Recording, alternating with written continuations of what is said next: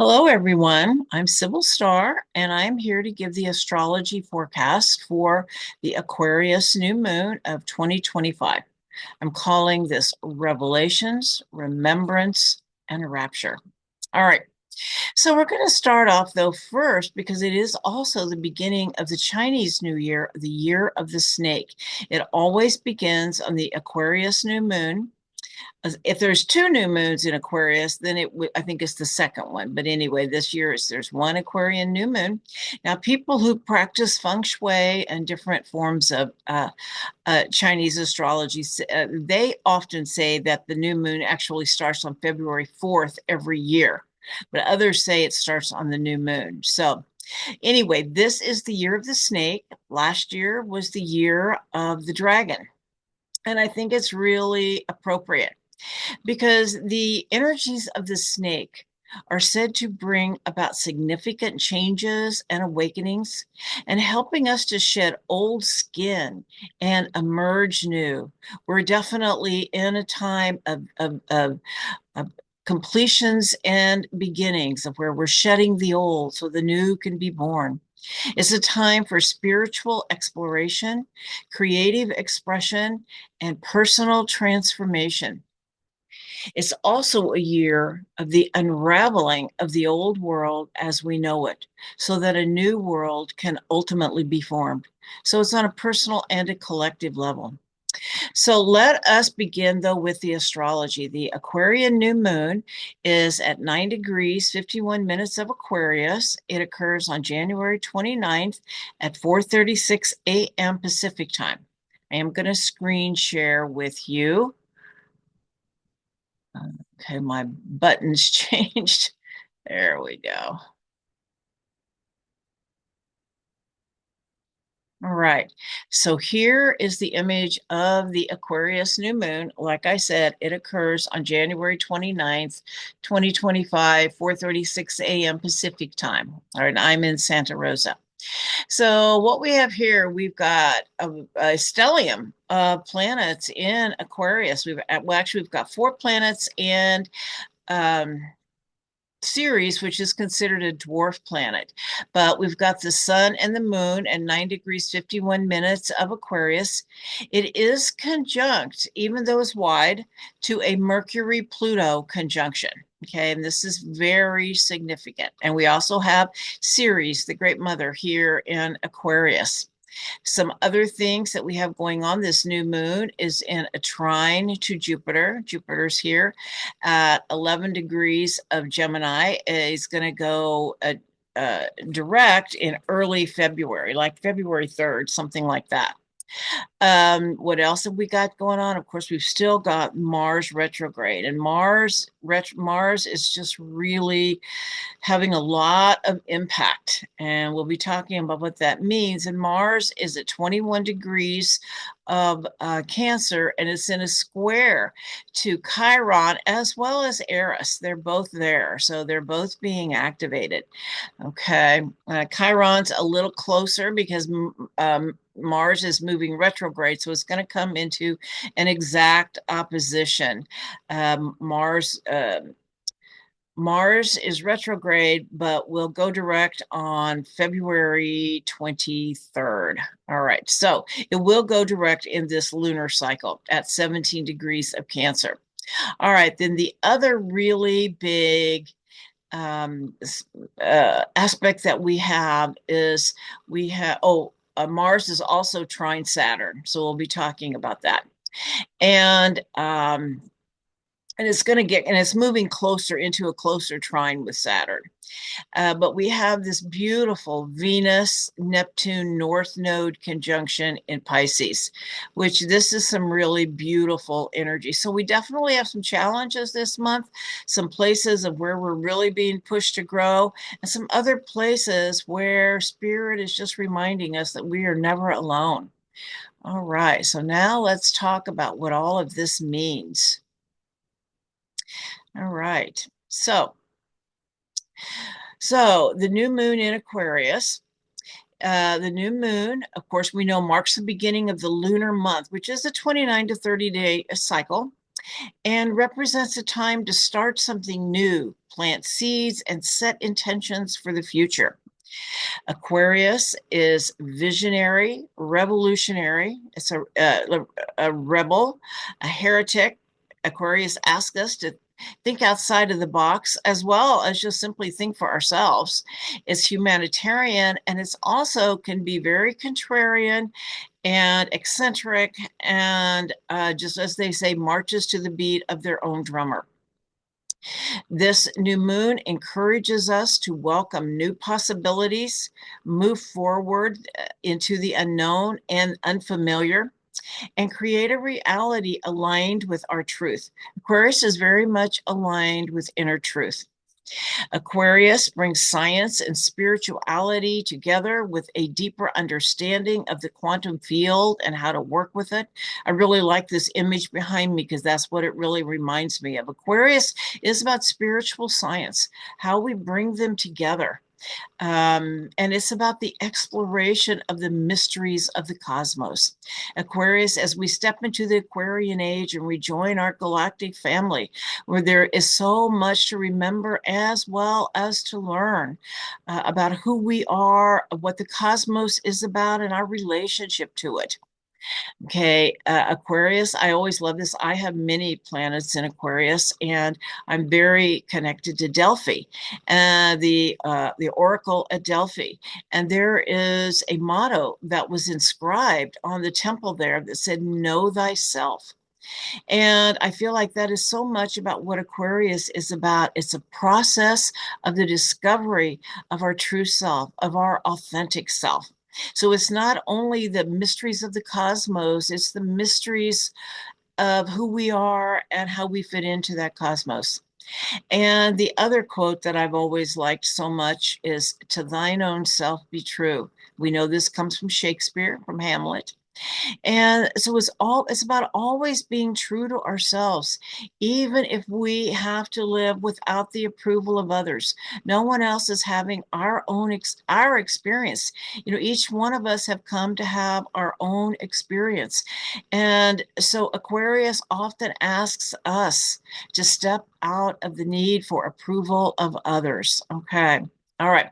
Its ruling planet, Uranus, awakens us to our own genius so that we can give that gift to the world. All right. Uh, this new moon is trine Jupiter, and Jupiter, of course, is king of the gods, brings opportunities and blessings. And this new moon trine Jupiter in Gemini is bringing blessings through knowledge and understanding.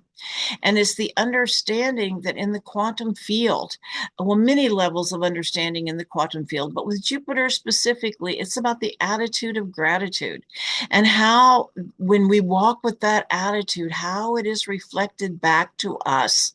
All right. Now we have this new moon is conjunct Pluto and Mercury in Aquarius. So Mercury, of course, is god of the mind. And some say it's exalted in Aquarius, not traditionally, but many, I would say, more modern astrologers believe that Mercury really excels there. Okay. And Mercury in Aquarius is a visionary that thinks outside of the box and is willing to entertain many possibilities. Mercury in Aquarius asks us to think for yourself while questioning old dogma and ways of thinking. Aquarius is a heretical sign and is also revolutionaries, willing to go outside of the box and explore ideas that, let's just say, the status quo finds questionable. And yet that's how we grow our boundaries. Many who have uh, many scientists and innovators either have Aquarius or Uranus strong in their chart. All right. Pluto, of course, is god of death, rebirth, and death, transformation, and rebirth. Uh, Pluto pushes us to evolve. When Pluto is around, he's saying, grow, grow. And he says, evolve or die. And, or he also says, evolve or repeat. If you don't get it, you're going to have to keep doing it until you learn it. Okay. And so Pluto in Aquarius brings with it a deep authenticity of self. Once again, that deep know thyself. The only way out is in. It asks us to unplug from mass consciousness, to think for yourself without the need for approval of others. And as we do, we transform the collective consciousness. Pluto in Aquarius is about a revolution in consciousness and quantum alchemy, understanding the personal transformative power of energy, consciousness, and matter, understanding quantum physics as the bridge to a new reality and the Aquarian age. And of course, Aquarius is so much about group energy, and Pluto is about power. It's about self empowerment ultimately. But it shows us first all the places where we're disempowered so we can make more empowering choices. And with Pluto in Aquarius, it's going to be showing us that we are so much more powerful when we have done our inner work and then come together in a group in this that is in the same resonant field. Because if we don't do the inner work, the group can devolve to the lowest common denominator, which is fear. And one of the shadows of Pluto in Aquarius is a herd or even a mob mentality. And we're seeing a little bit of that going on right now, I think. Anyway, it's also about power of the people. We're going to be seeing these grassroots movements and creating a whole new system. Pluto in Aquarius is also showing us the corruption of our systems coming to light. I've spoken about this before, that when Pluto transited Sagittarius, it was showing us the deep corruption in our religious institutions.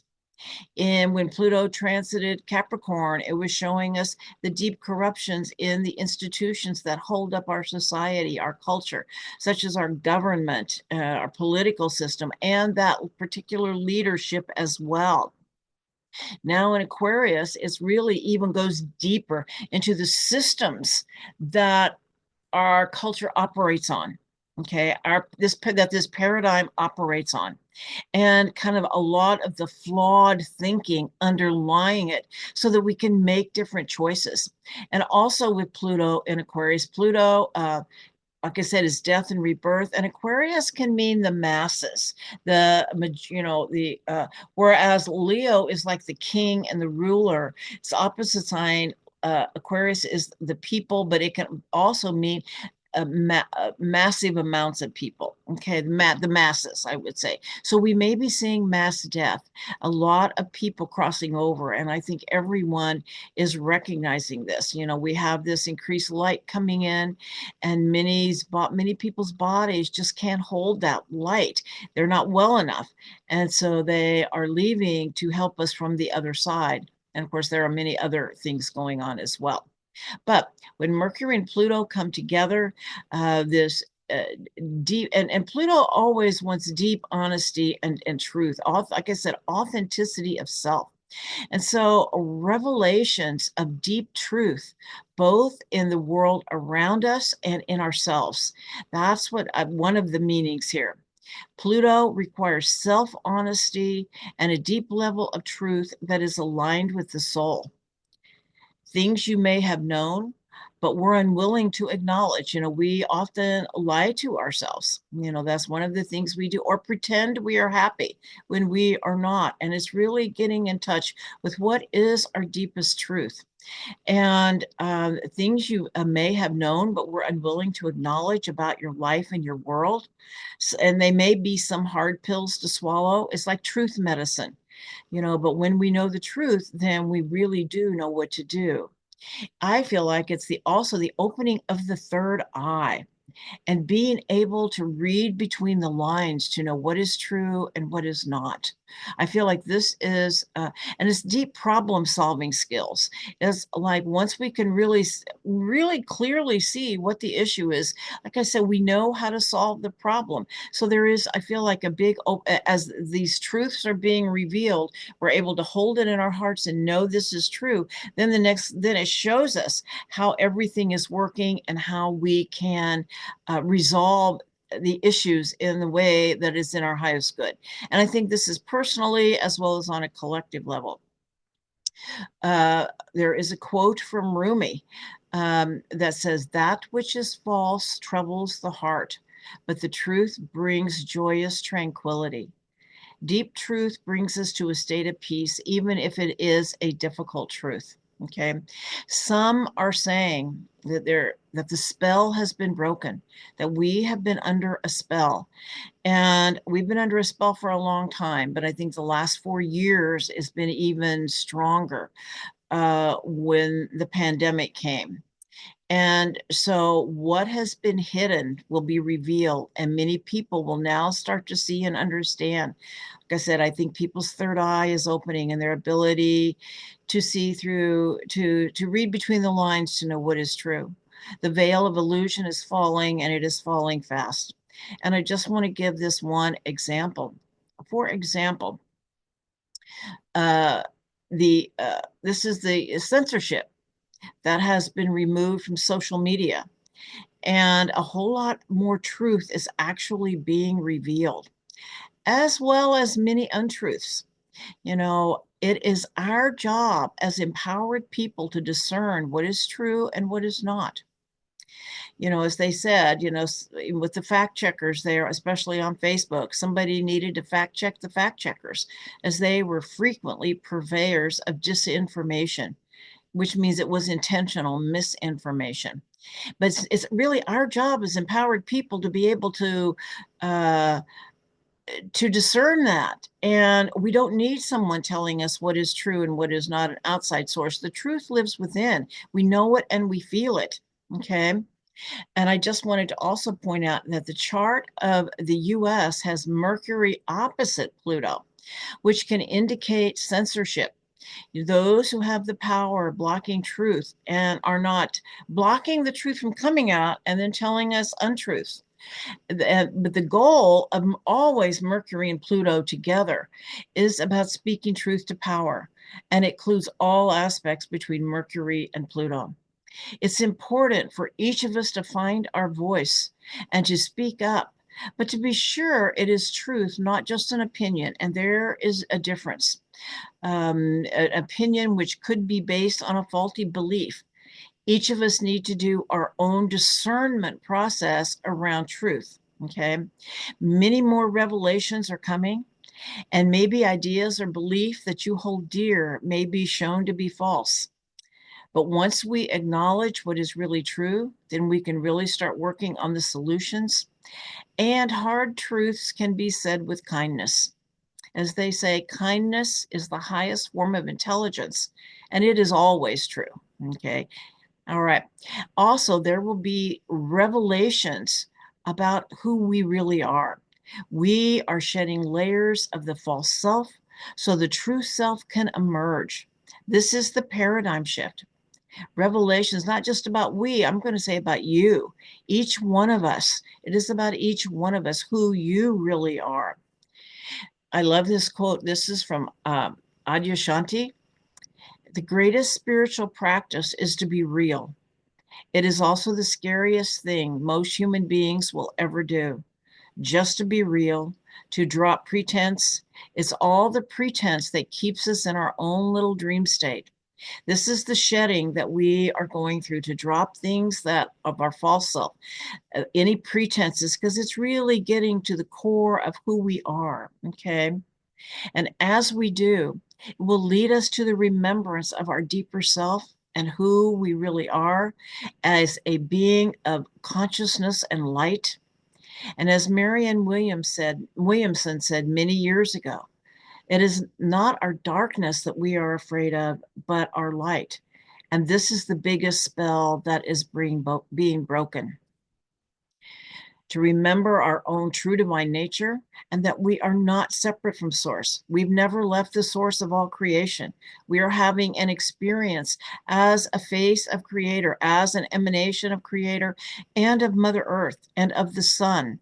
All three. We are an emanation of the source of all creation, as well as Mother Earth and the sun. Okay.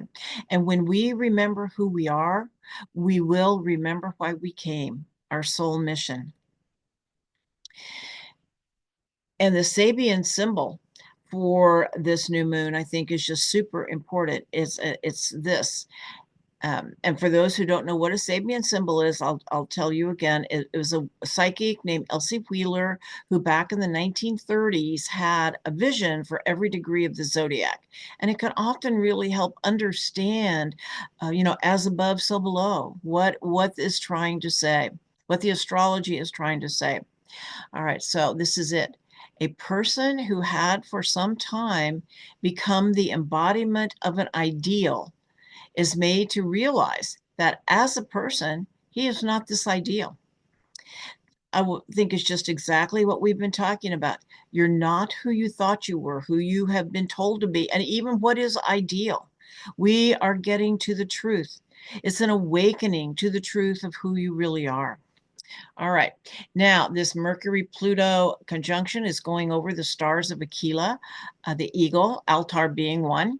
And of course, the eagle, and the eagle is actually one of the symbols for Aquarius. It's so Scorpio as well, but also Aquarius. And Pluto in Aquarius can really be thought of as eagle medicine.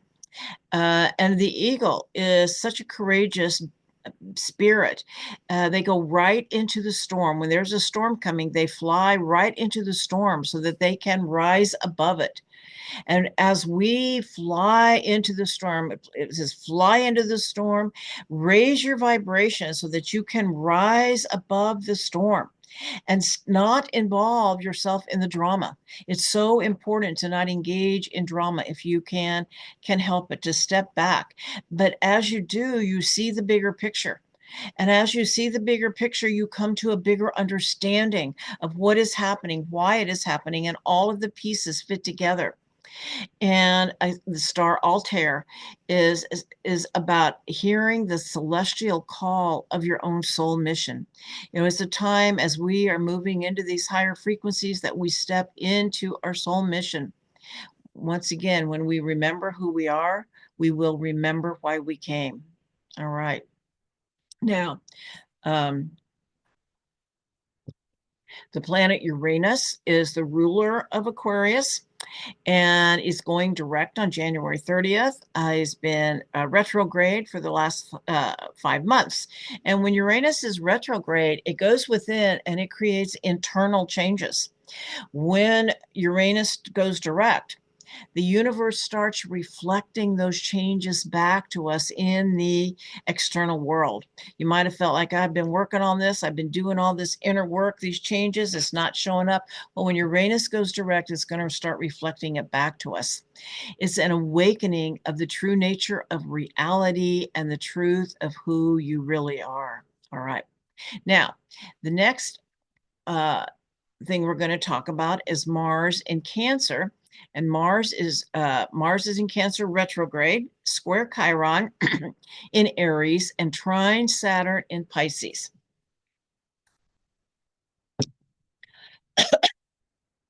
All right, so Mars, of course, Mars is the warrior planet. Mars represents our will and how we use it. It's where we take action. So it's about free will choice, because where we actually act on something is what we have chosen, okay?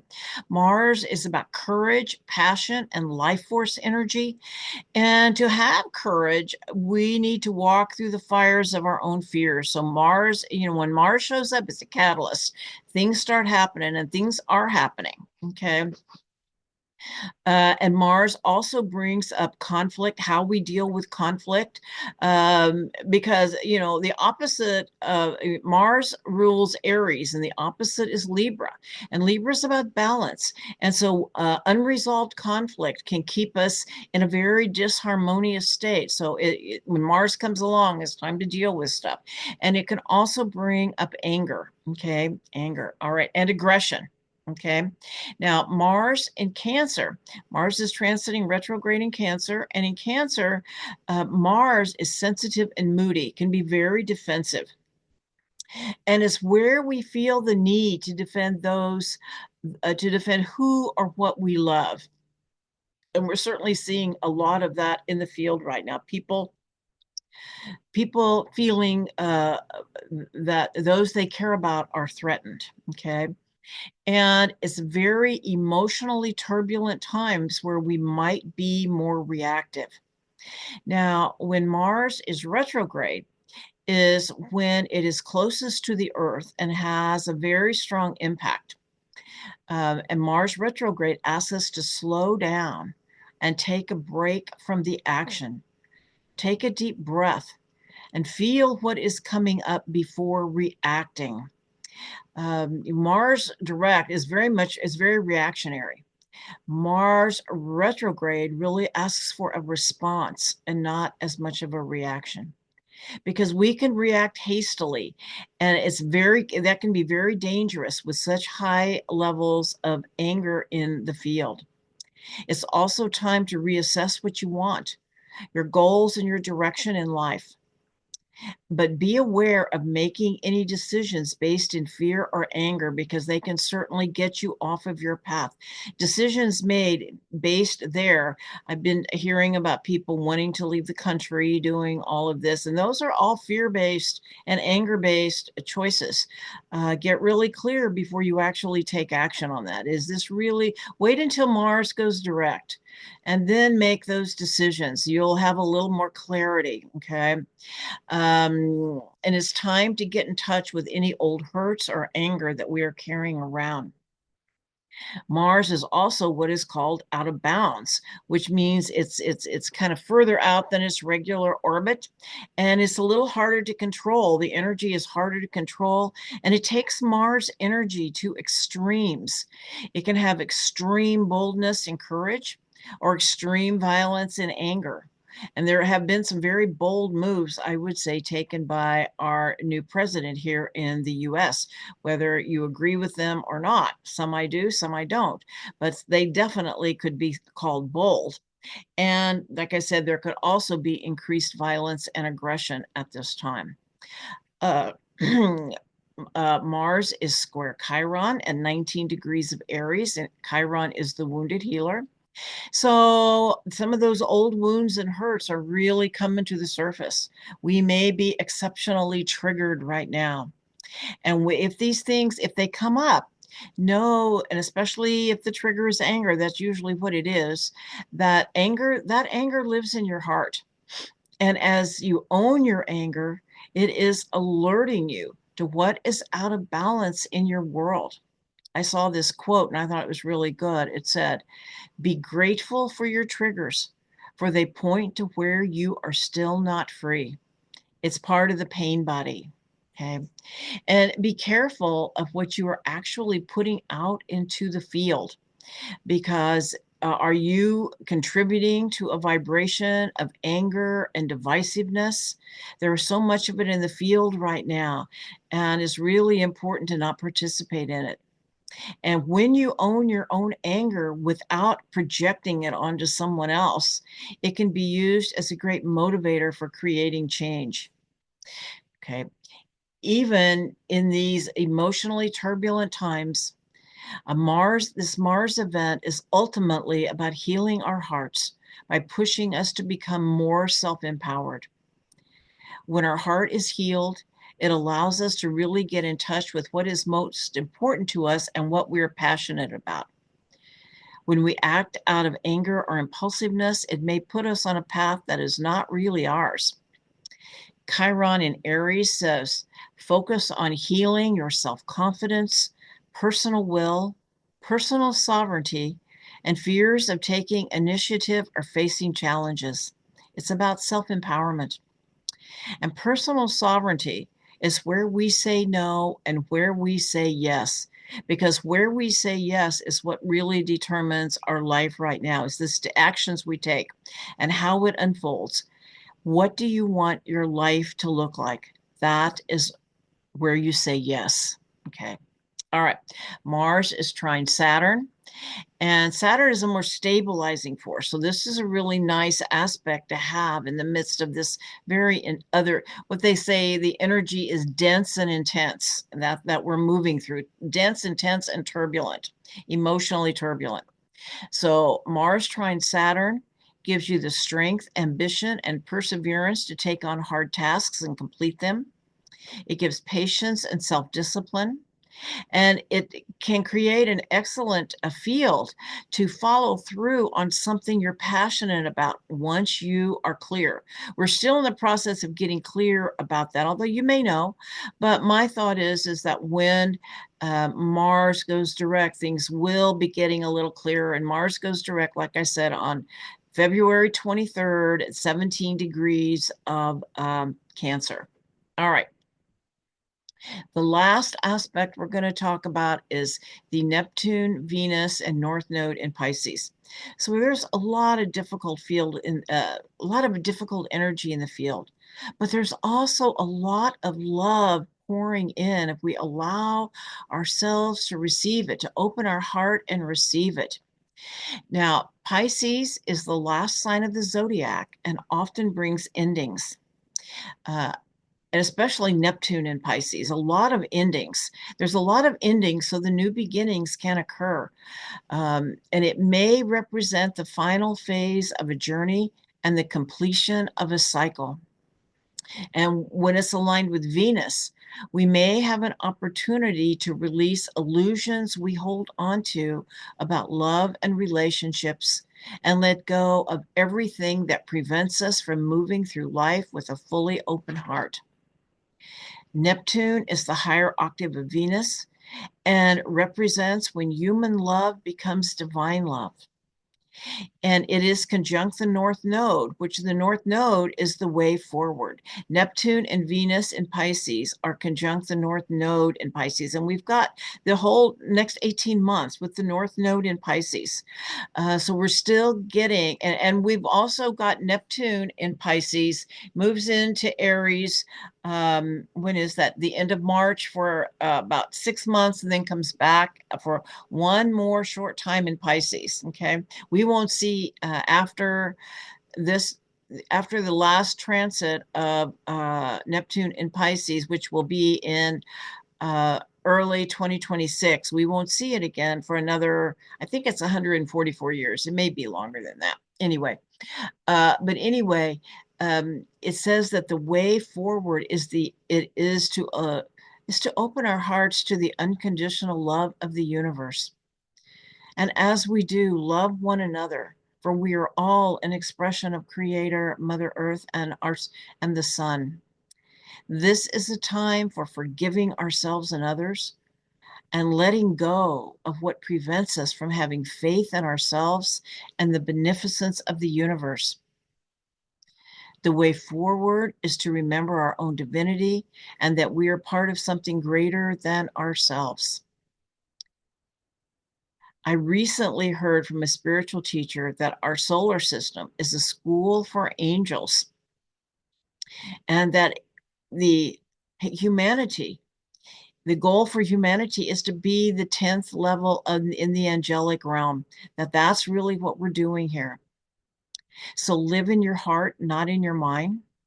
Connect your love from your heart to the heart of the earth and the heart of the sun. And it is about tuning into the frequency of love through forgiveness and compassion. And of course, I've used this analogy before about we are living in a 110 voltage, and the 220 voltage is what is coming in, these higher frequency vibrations. And to me, Pluto in Aquarius is the transformer, because Pluto brings in, actually Neptune and Pluto both bring in forgiveness of self, forgiveness of others. I think, and once we can forgive, that's when we can let the love in and let all these old hurts and grudges and all these places where we're triggered, just let them go. And forgive. Now, that doesn't mean you have to forget. It's not like it never happened, but we're hurting ourselves more than anyone else when we hold on to these things. And as we love and forgive ourselves and others, it ripples out into the field and changes the frequency of the world. It allows us to move into states of bliss and rapture. When we are in alignment with the unconditional love of the universe. And it doesn't happen a lot. It can be momentary.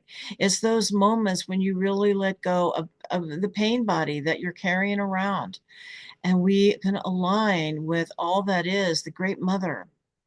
And so initially, these can be momentary. But the more we hold the frequency of love, the longer those moments will last. And they certainly come in meditation and in places where we are deeply connected to Mother Nature. And to know that God is a frequency that exists within you. Tune in. It is the frequency of love. And this is the most important work we can do right now, is to transmute the energy of divisiveness, hate, and anger with love. And this wonderful quote from Martin Luther King is that love is the only force capable of transforming an enemy into a friend. And that's what we want to do as we move into unity consciousness. Love heals everything, and love is all there is. Keep your heart open during these turbulent times and allow it to touch others. And remember, the heart is the only way. All right. Wishing you much love and joy in these tumultuous and changing times. If you like this video, please check like and subscribe. And if you're interested in a reading, I do have a discount going right now, and the information is in the description box. Wishing you all a wonderful month, much love, many blessings, and namaste to all.